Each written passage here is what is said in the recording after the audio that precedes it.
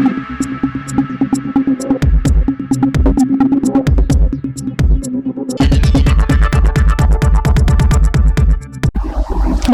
সময় বাংলা সংবাদে আপনাদের স্বাগত। আপনাদের সাথে আমি প্রীতি।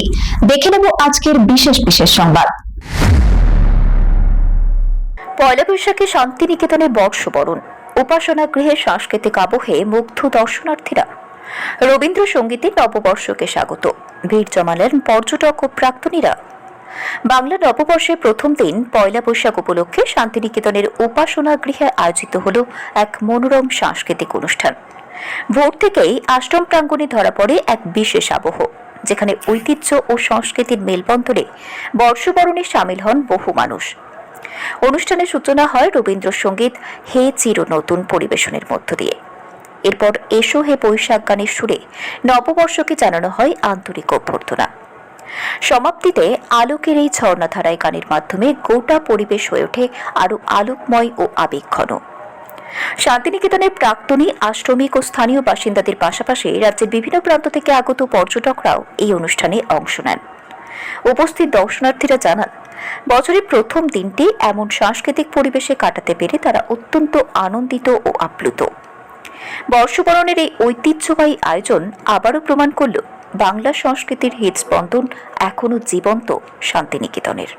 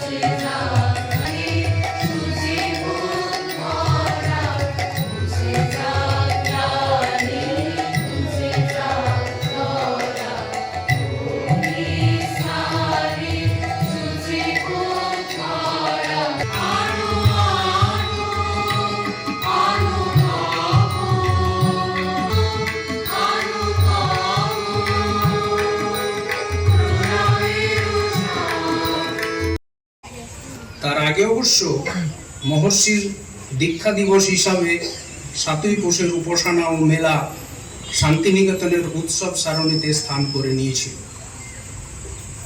ব্রহ্মচর্যাশ্রম প্রতিষ্ঠা হওয়ার পর প্রথম যে অনুষ্ঠানটি তাতে যুক্ত হয় তা হলো নববর্ষের উৎসব, যাকে এখন আমরা বলি বর্ষবরণ। ব্রহ্মচর্যাশ্রম প্রতিষ্ঠার মাস চারেক বাদেই 1309 বা 1902 সালের পয়লা বৈশাখ শান্তিনিকেতনে এই অনুষ্ঠানের সূচনা হয়। রামেন্দ্র সুন্দর ত্রিবেদী, হীরেন্দ্রনাথ দত্ত প্রমুখ বিশিষ্টদের মতোই সকাল থেকে চলত উপাসনা, সামগান, বেদমন্ত্র পাঠ, থাকতো খাওয়া দাওয়ার আয়োজন। শান্তিনিকেতনের নববর্ষ পালনের ধারার প্রবর্তক অবশ্য গুরুদেব রবীন্দ্রনাথ নিজেই। তার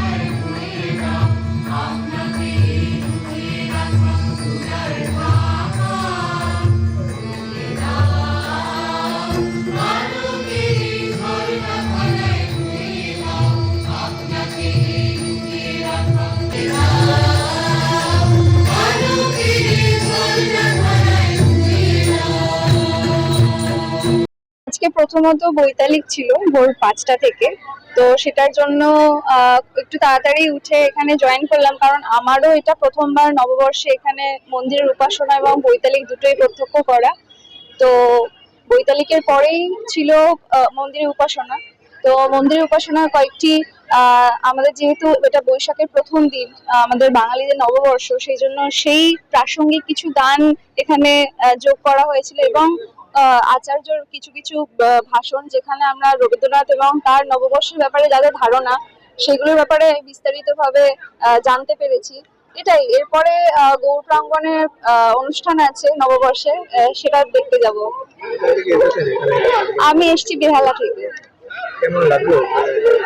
খুবই ভালো লাগলো, কারণ আমি শান্তিনিকেতন বেশ অনেকবার এসেছি, কিন্তু এই নববর্ষের অনুষ্ঠানে এই প্রথমবার আসা। আর প্রথমবার এসে আমার মনে হয়েছে যে এত বছর কেন আসিনি, এটাই। এরপর কিভাবে কাটাবেন আজকে দিনটা? এরপরে গৌর প্রাঙ্গণে আজকে কিছু অনুষ্ঠান আছে নাচের, সেটা দেখব। তারপরে সন্ধ্যেবেলায় শিক্ষা সত্রের ছাত্রছাত্রীরা ভানু সিংহের পদাবলীর একটা অনুষ্ঠান আছে, সেটাও দেখার ইচ্ছা রয়েছে, সেটা দেখব। ব্যাস এটুকুই। আমার নাম সোমা মণ্ডল, আমি ফিজিক্স গ্র্যাজুয়েট। আজকে বছরের প্রথম দিন, প্রত্যেক বছরের মতন এই বছরও আমরা আমি উপাসনা গৃহতে এসেছি, উপাসনা অ্যাটেন্ড করতে এসেছিলাম। বছরের প্রথম দিনটা শান্তিনিকেতনে এসেই শুরু হয়। এখানে নানান বর্ষবরণের অনুষ্ঠান, তারপর উপাসনা গৃহের উপাসনা এসব অ্যাটেন্ড করে। তো এখন ভালোই কাটছে। প্রত্যেক বছরে অ্যাটেন্ড করলেও প্রত্যেক বছরই খুব নতুন লাগে। নতুন বছর যেমন একটা নতুন শুরু হয়, সেরকমই প্রত্যেক বছরে সেম অনুষ্ঠান হলেও একটা আলাদা নতুন ভাব তো থাকে। তো এরপরে কি করবে, এই দিনটা কিভাবে কাটাবে? এরপরে বর্ষবরণের অনুষ্ঠান আছে, বর্ষবরণের অনুষ্ঠান দেখব। তারপর হয়তো বাড়ি গিয়ে একটু ঠাকুরকে পুজো দেবো, যেহেতু নতুন বছর। দেন আবার বিকালে এখানেই শান্তিনিকেতনে নাটক দেখতে আসবো। তোমার নাম? আমার নাম হচ্ছে সিমরান হাজরা।